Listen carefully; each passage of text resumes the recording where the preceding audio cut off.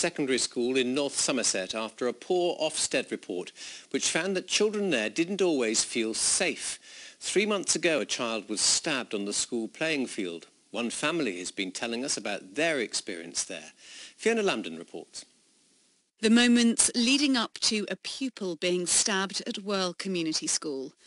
It took place on the school field 3 months ago, and just last week Ofsted inspectors described that field as an unsafe no-go area at break time.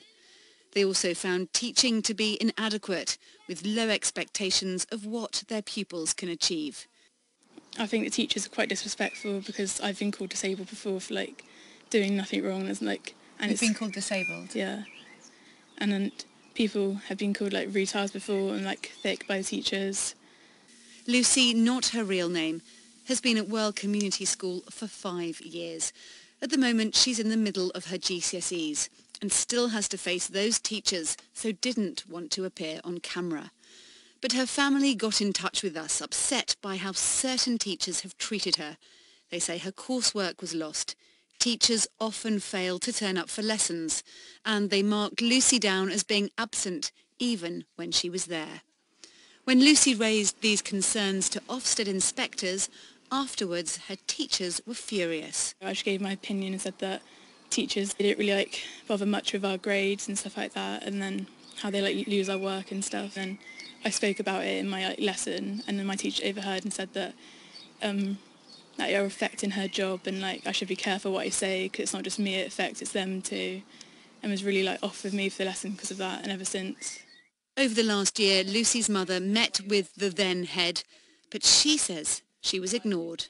It makes me so angry when you think of the head teacher and the officials down at the North Somerset Council on their big salaries who just go home and don't care about this, but this is our children's future which is being ruined, and my daughter, God knows if she's going to end up passing her exams after the teaching that she's had.